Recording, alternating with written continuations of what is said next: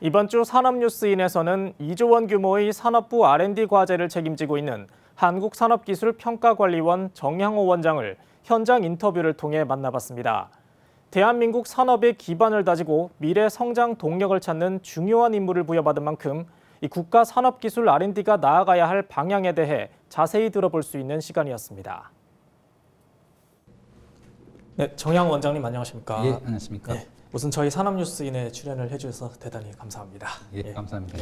예, 원장님께서는 이제 지식경제부 산업기술정책관 그리고 산업통상자원부 에너지자원실장, 조달청장까지 역임을 하셨는데요. 예, 지금은 또 국가 R&D 수행이라는 또 중책을 맡고 계십니다. 이 한국산업기술평가관리원이 좀 어떤 곳인지 좀 모르시는 분들을 위해서 간략하게 소개를 좀 부탁드리겠습니다. 산업기술평가관리원, 상기평이라고 하고 영어로는 KT라고 합니다만, 이제 산업통상자원부의 산하공공기관입니다. 산업 분야에 있어서의 연구개발 과제를 기획을 하고 평가 관리하는 그런 기관인데요.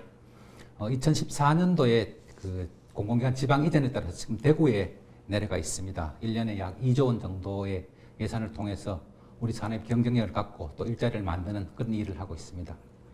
네, 이번 또 코로나 사태가 터지면서 상기평 업무에도 좀 차질이 있었을 것 같습니다. 특히 또 본원이 대구에 있다 보니까 여러 가지 어려움이 많았을 것 같은데 좀 어떤 어려움이 있었고 또 어떻게 극복을 하셨는지 말씀을 좀 해주십시오. 말씀대로 대구에서 확진자가 급격하게 2월 말에 늘었기 때문에 정상적인 업무 수행이 사실 불가능했습니다. 그렇게 해서 저희들이 재택근무를 위주로 하는 그런 비상 업무 계획을 만들어서 시행을 했고요.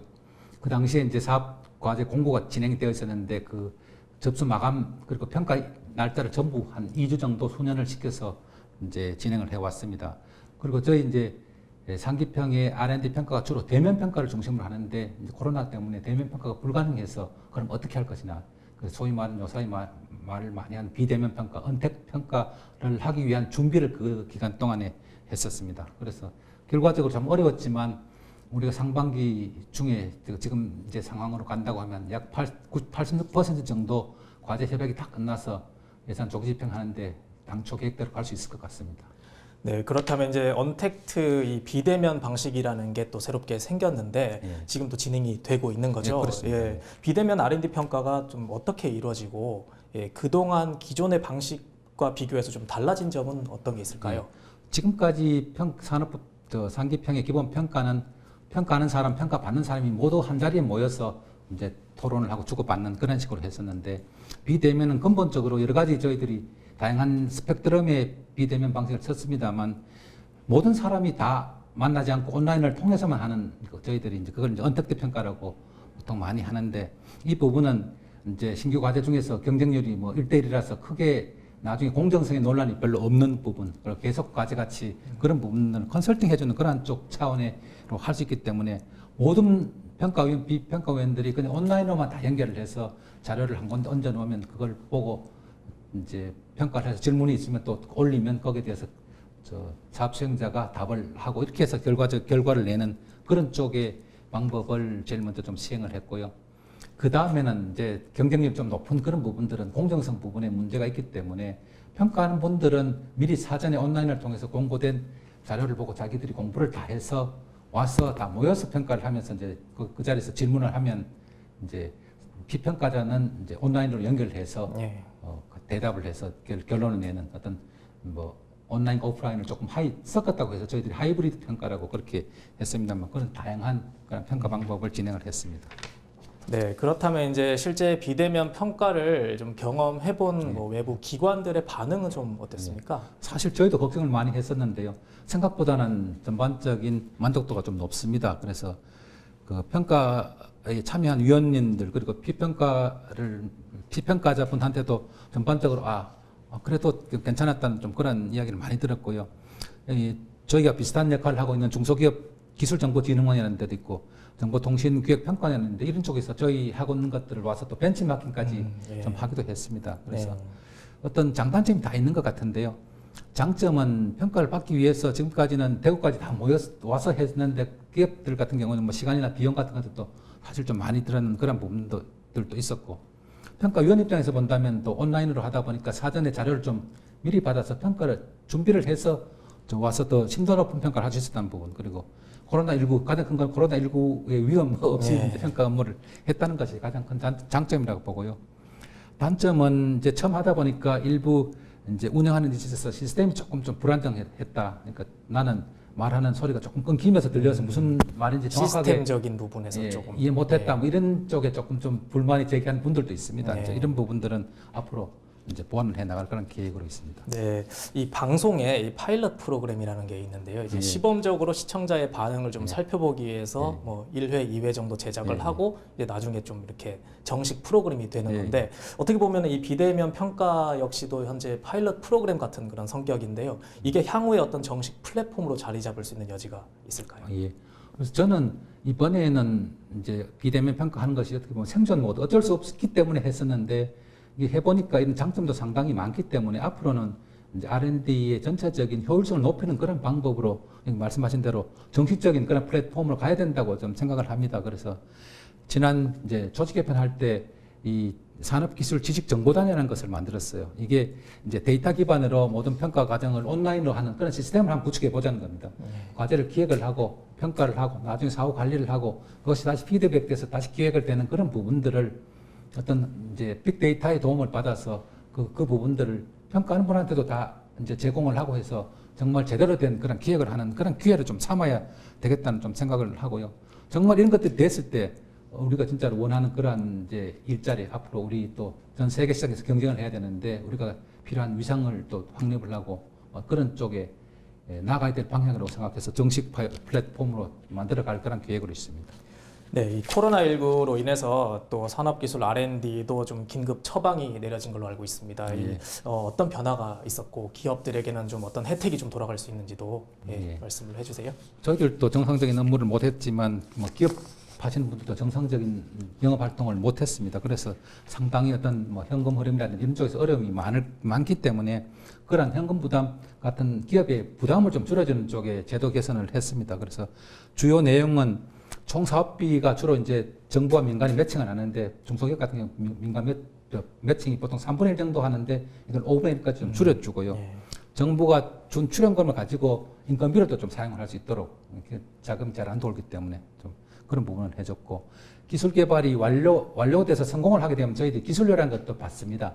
기술료를 받는데 이런 부분들을 좀 납부 유예 내지는 그 면제를 해주는 좀 그런 제도도 마련을 했고 앞으로 R&D 하는 쪽에 평가를 할 때 재무 상태는 나쁠 수밖에 없잖아요. 예. 그래서 어떤 뭐 부채 비율이라든지 뭐 유동 비율 이런 부분들은 당분간은 이제 평가 기준에서 제외를 해서 어떤 일시적으로 이런 경제적 재무적인 어려움을 겪는 기업들도 R&D를 좀 할 수 있도록 그렇게 제도 개선을 했습니다. 네, 알겠습니다.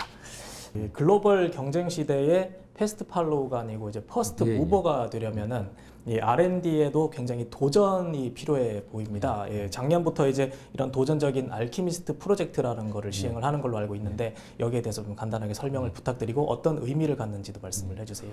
예. 저희 상기평이 하는 R&D의 성공률이 87%라고 나와 있습니다. 그건 뭐 10개 하면 90% 정도, 10개, 9개는 다 계획대로 다 성공을 한다는 건데 예. 사실 이건 어떤 의미로 보면 도전적인 걸 안 한다는 거, 할 수 있는 것만 한다는 그런 이제 이야기가 될 수 있는데 정말 이렇게 해서 우리가 앞으로 4차 산업혁명 시대에 우리가 국제사회에서 위상을 갖고 있을 수 있을까? 저는 안 된다고 봅니다. 이제는 정말 남을 따라간 R&D, 정답을 정해놓고 그걸 찾아가는 R&D, 이 이상을 뛰어넘어야 되는데 그런 것들을 이제 R&D에 반영하기 위해서 시범적으로 하는 것이 알키미스트 프로젝트입니다. 그래서 저희들은 앞으로 좀 R&D도 어떻게 봐서 지금 봐서 그게 되냐 하는 그런 과제들 있잖아요. 그런 부분들을 좀 도전을 해서 그 과제는 당장은 실현 못하더라도 그 과정에서 나오는 아이디어를 또 기업이 받아서 또 사업화시키고 이런 쪽으로 좀 다양화시켜 나가야 된다고 봅니다. 그래서 이게 어떻게 보면 아직은 작은 규모지만 우리 산업 R&D의 체질 자체를 좀 바꾸어 나가는 그런 시발점이 될 수 있기 때문에 저희들은 이걸 상당히 좀 이제 중요시하게 생각을 하고 또 정부 R&D다 보니까 뭐 무조건 열심히 했는데 실패했다. 이거 이렇게 또 국민들한테 설득할 수도 없잖아요. 그러면 이게 실패를 했지만 뭐가 될 수 있다는 걸 보여주는 그런 어떤 사업을 키워나갈 그런 계획으로 있습니다. 네, 잘 알겠습니다.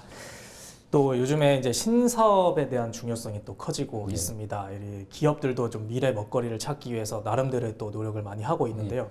하지만 또 중소기업의 경우 신산업 발굴하고 또 R&D하고 또 사업화까지 연결시키기까지 굉장히 그 어려움도 많다고 하는데 이를 좀 해결할 수 있는 방안이 있을까요? 저는 전반적인 이제 정부 R&D 시스템 자체가 조금 좀 바꿔줘야 된다고 보는데 거기 한 세 가지 측면에서 좀 볼 수가 있을 것 같습니다. 그래서 첫 번째는 우리가 어떤 R&D를 할 거냐 하는 부분들 기획을 하고 또 어떤 기업이 할 거냐는 평가를 하고 나중에 선정을 하고 관리를 하는 그러한 과제가 정말 사업성이 높은 부분들을 출연할 수 있는 그런 시스템을 만들어야 된다고 봅니다. 아까도 말씀드렸습니다만 인공지능이라든지 이런 쪽을 좀 해서 우리나라 산업 구조의 변화 그리고 세계 시장의 추이의 변화 그리고 기업의 뭐 인적인 능력이든지 경쟁력 이런 것들을 다 평가를 해서 정말로 제일 잘할 수 있는 사람한테 제일 잘할 수 있는 과제를 선정을 해서 일을 시켜주는 그런 쪽으로 시스템을 바꿔나가는 쪽을 제일 먼저 좀 하고 있고요. 두 번째는 아까 알키미스트 하듯이 이제는 우리 이 R&D도 좀 도전적으로 가야 되고 그리고 나 혼자 할 수 있는 그런 식으로 해서는 안 됩니다. 지금은 많이 그렇게 되어 있는데 이게 뭐 국내의 다른 파트너는 물론이고 뭐 일부 기술 필요하면 기술도 사와서 그렇게 해서 좀 개발 속도를 좀 줄여야 되고 궁극적으로 해외에 있는 이제 뭐 기업이나 연구소하고도 같이 손을 잡고 해야 되는 그런 부분이 크다고 보고요. 세 번째 마지막으로는 이제 연구개발 시스템이 연구자들이 좀 편하게 일을 할 수 있는 우리는 필요한 뭐 행정행위 하다 보면 시간이 다 갈 수가 있습니다. 그래서 연구비 사용하고 정산하고 이런 쪽에서 자율성을 좀 대폭해주고 또 내야 되는 서류 같은 것도 대폭적으로 좀 줄여주면서 다만 정부 R&D이기 때문에 국민이 낸 세금을 이걸 다른 목적으로 유용한 경우가 발견이 된다면 거기에 대해서는 엄정하게 책임을 묻는 그런 시스템으로 저걸 다 바꿔 나가야 이제 기업들도 성과를 낼 수가 있고 우리 R&D도 더 효율적으로 갈 수 있다고 저는 그렇게 생각을 합니다. 알겠습니다. 앞으로 이제 4차 산업혁명 시대를 맞으면서 또 이제 포스트 코로나 시대를 또 준비를 해야 되는 과정에서 많은 부분이 이제 변할 것으로 예상이 되는데요. 이 과정에서 대한민국 산업의 성장을 이끌 산업기술 R&D가 어떤 방향성을 갖고 또 전진해 나가야 하는지 좀 조언을 좀 부탁드리겠습니다. 저는 좀 두 가지 측면이 있다고 봅니다. 첫 번째는 우리가 기초 체력을 좀 키워 나가야 되는 거고요.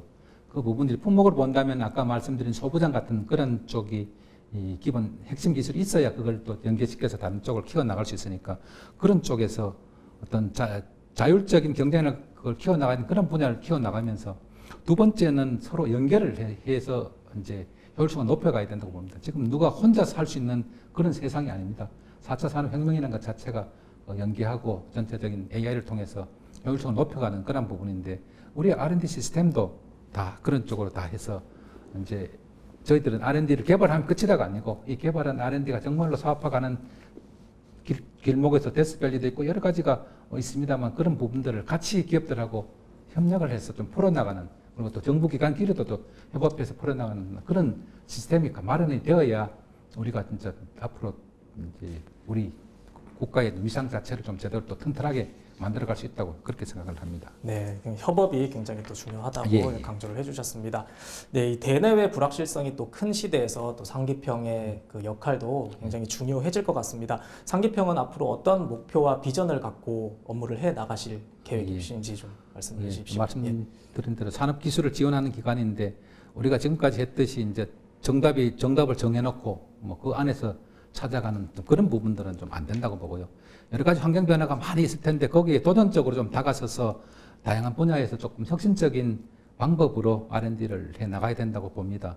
그런데 저희들이 공공기관이다 보니까 이런 과정들을 항상 좀 투명하게 좀 운영을 하고 정직하게 평가 관리를 해서 국민들로부터 좀 신뢰를 받을 수 있는 그런 기관을 좀 만들고 싶고요. 또 우리 R&D 2조 원을 준 거에 대해서 성과가 이거라는 부분들을 국민들한테 떳떳하게 제시될 수 있도록 그 성과 발굴에도 최대한 노력을 할 그런 계획입니다. 네, 오늘 원장님 말씀을 들어보니 코로나라는 국병이 나타났지만 우리 산업은 연구개발의 힘으로 위기를 잘 극복하고 또 포스트 코로나 시대도 잘 준비해 나갈 수 있을 것 같습니다. 오늘 산업기술평가관리원 정양호 원장님 만나봤습니다. 시간 내주셔서 감사합니다. 네, 감사합니다.